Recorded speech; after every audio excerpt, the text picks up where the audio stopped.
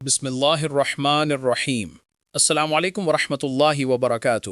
ناظرین کرام، آج کی اس خصوصی ویڈیو میں ہم بات کرنے جا رہے ہیں ایک ایسے کردار کے بارے میں جس کا نام سن کر ہی تاریخ کے اوراق لرز اٹھتے ہیں، تیمور تاش نویان۔ یہ وہ شخصیت ہے جو الہانی سلطنت کا بے رحم، طاقتور اور نہایت خوفناک جنگجو سمجھا جاتا تھا، لیکن اس کے بارے میں سب سے حیران کن بات یہ ہے کہ یہی تیمور تاش ایک وقت ایسا بھی آیا جب اپنی ہی منگول سلطنت کے خلاف کھڑا ہو گیا۔ آخر وہ کون سا لمحہ تھا جب اس نے اپنی ہی قوم کے خلاف تلوار اٹھائی؟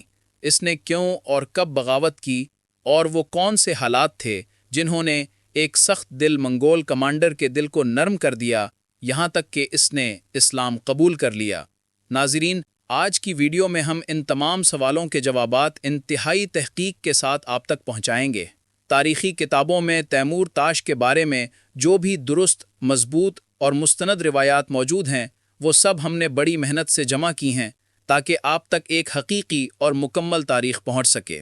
ساتھ ہی ساتھ ہم ڈرامہ سیریز کی کہانی پر بھی روشنی ڈالیں گے کہ ڈرامے میں دکھایا گیا تیمور تاش کس حد تک تاریخی حقائق سے مطابقت رکھتا ہے، برسا کی فتح کے بعد اس کی کیا حیثیت تھی، وہ کب تک زندہ رہا، منگولوں کے خلاف کب بغاوت کی، اور سب سے اہم بات، اس نے اسلام کس طرح قبول کیا اور اس کے قبول اسلام کی اصل وجہ کیا تھی۔ تو ناظرین، آئیے چلتے ہیں ویڈیو کی طرف اور شروع کرتے ہیں تیمور تاش کے ابتدائی پس منظر سے۔ تاریخی روایات کے مطابق تیمور تاش کی پیدائش تقریباً 1299 کے قریب ہوئی۔ وہ کسی عام خاندان میں پیدا نہیں ہوا تھا، بلکہ منگول سلطنت کے ایک نہایت طاقتور اور شاہی گھرانے میں اس کی آنکھ کھلی۔ اس کا تعلق براہ راست ہلاکو خان کی نسل سے تھا، اور ہلاکو خان وہی ہے جو چنگیز خان کا پوتا تھا اور جس نے بغداد کی تاریخی خلافت کو ہلا کر رکھ دیا تھا۔ یوں سمجھ لیجئے کہ تیمور تاش خون، حسب، نسب اور وراثت کے اعتبار سے ایک خالص منگول شہزادہ اور جنگجو تھا۔ چنگیز خان کی وفات کے بعد جب عظیم منگول سلطنت 4 حصوں میں تقسیم ہو گئی تو ایران، عراق اور آذربائیجان کا علاقہ الہانی سلطنت کہلایا۔ اسی سلطنت پر ہلاکو خان اور اس کے بعد اس کی نسل کے حکمران حکومت کرتے رہے۔ تیمور تاش انہی حکمرانوں کا نہایت قابل اعتماد سپہ سالار، جنرل اور بعد میں گورنر بنا۔ اسے اناتولیا یعنی موجودہ ترکی کا وسطی علاقہ، جسے اس وقت روم کہا جاتا تھا، وہاں کا گورنر مقرر کیا گیا۔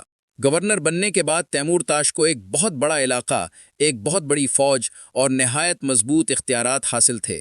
وہ اپنے دور کے مشہور ترین سپہ سالاروں میں شمار ہوتا تھا۔ سخت دل، بے خوف، تیز مزاج اور جنگ میں نہایت جارحانہ حکمت عملی رکھنے والا، منگول لشکروں میں اس کا نام سنتے ہی دشمنوں کی صفوف میں لرزہ طاری ہو جاتا تھا۔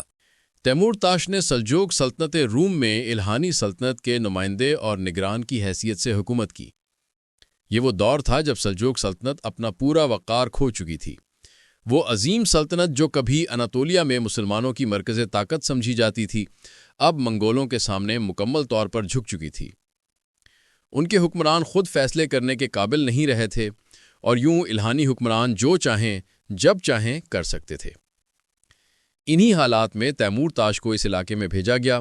ابو سعید بہادر خان، جو 1316 سے 1335 تک پوری الہانی سلطنت کا حکمران رہا، اس نے اناتولیا جیسی بڑی اور حساس سرزمین کی گورنری تیمور تاش کے سپرد کر دی، اور یہ فیصلہ نہایت سوچ سمجھ کر کیا گیا تھا، کیونکہ ابو سعید کو ایک ایسا شخص چاہیے تھا جو سخت، مضبوط، بے رحم اور منگول حکومت کے لیے خطرہ بننے والے ہر قبیلے کو ختم کرنے کی صلاحیت رکھتا ہو۔ تیمور تاش اس وقت منگول افواج کے بڑے سپہ سالاروں میں شمار ہوتا تھا۔ وہ جنگ کے میدان میں اپنی بے رحمی کے باعث خوف کی علامت بن چکا تھا۔ سلجوق ترکوں، قبائل اور خاص طور پر ان علاقوں کے مسلمانوں پر اس کی سختیاں رفتہ رفتہ بڑھتی گئیں۔ اسی لیے ترک روایات میں تیمور تاش کا نام ایک ظالم، جابر اور سفاک دشمن کے طور پر محفوظ ہے۔ اس نے کئی ترک سرداروں کو سزا دی، قبائل کی زمینیں ضبط کیں اور بغاوت کے معمولی سے شک پر بھی سخت رد عمل ظاہر کیا۔ یہی وجہ ہے کہ کرولش اورہان میں اسے ایک سخت دل کمانڈر کے طور پر پیش کیا جا رہا ہے۔ ناظرین کرام، ڈرامے کے موجودہ مراحل میں تیمور تاش کو ابھی تک ایک نسبتاً نارمل انسان کے طور پر دکھایا جا رہا ہے، لیکن جیسے جیسے کہانی آگے بڑھے گی، اس کا کردار زیادہ اندھیرا ہوتا جائے گا اور اس کی سختیاں ڈبل ہوتی جائیں گی۔ ڈرامے میں اسے بالکل اس انداز میں پیش کرنے کی تیاری کی جا رہی ہے جیسے دریلش ارطغرل میں بائیجو نیان کو دکھایا گیا تھا، ایک ایسا دشمن جو ظالم بھی تھا اور ذہین بھی، اور ترک قبائل کے لیے نہایت خطرناک۔ مگر یہاں تاریخ ایک غیر متوقع موڑ لیتی ہے۔ وہی تیمور تاش جس نے سالوں تک ترک قبائل پر ظلم کیا، ایک دن اچانک اپنی ہی منگول سلطنت کے خلاف بغاوت کا اعلان کر دیتا ہے۔ یہ فیصلہ نہایت حیران کن تھا، اور آج تک تاریخ دان یہ سوال کرتے ہیں کہ آخر وہ کون سی چنگاری تھی جس نے ایک بے رحم جنرل کو بغاوت پر مجبور کر دیا۔ تاریخی روایات کے مطابق تیمور تاش نے کچھ عرصے تک جب مسلمانوں پر سختیاں کیں تو اس دوران وہ مسلمانوں کی زندگی، ان کے کردار، ان کی عبادت اور ان کی شجاعت کو قریب سے دیکھنے لگا۔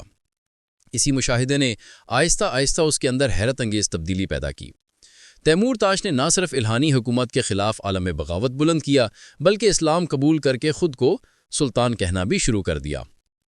اس نے اپنے نام کے سکے چلوائے، جو اس بات کا اعلان تھا کہ اب وہ منگولوں کے ماتحت نہیں رہا۔ ابتدا میں کچھ ترک قبائل اس کی طرف جھک گئے کیونکہ وہ منگولوں کی طویل غلامی اور ظلم سے تک چکے تھے۔ وہ چاہتے تھے کہ کوئی ایسا طاقتور شخص ابھرے جو منگولوں کو روک سکے۔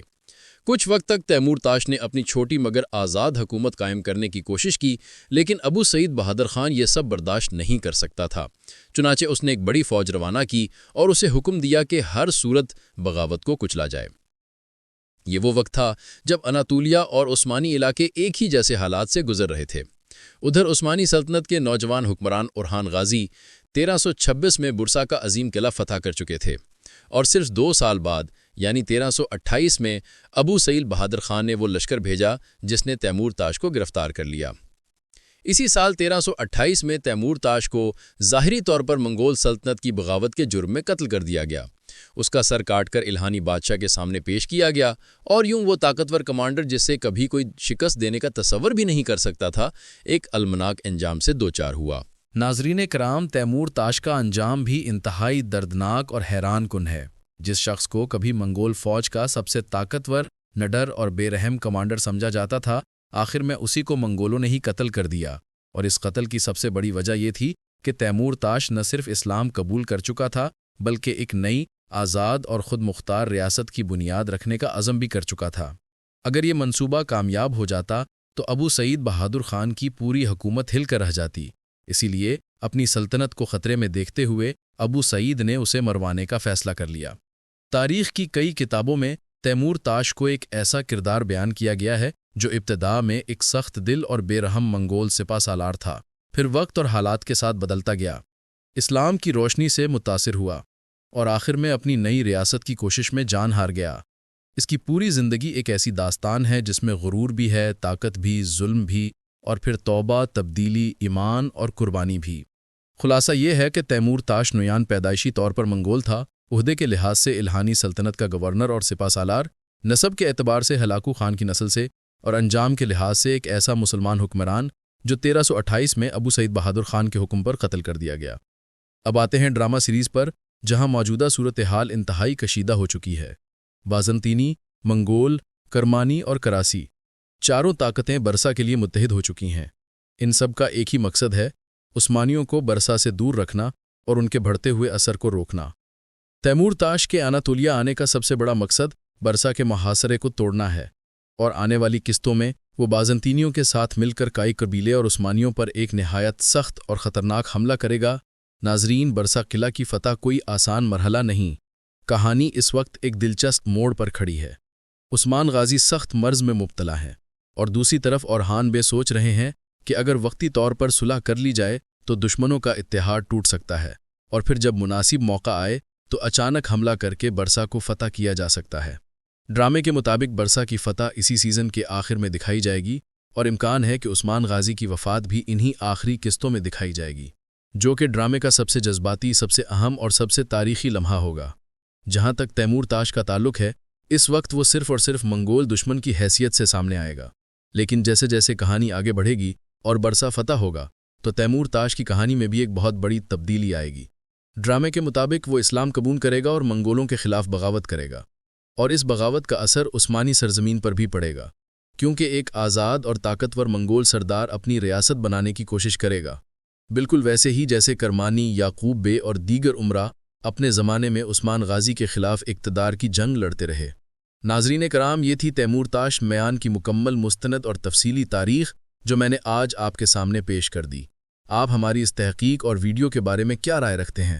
کمنٹس میں ضرور بتائیے گا، اور اگلی تاریخی ویڈیو کس شخصیت یا کس واقعے پر ہو، اپنی قیمتی رائے لازماً دیجیے۔ میری ویڈیو دیکھنے کا بہت بہت شکریہ۔ اللہ آپ سب کا حامی و ناصر ہو۔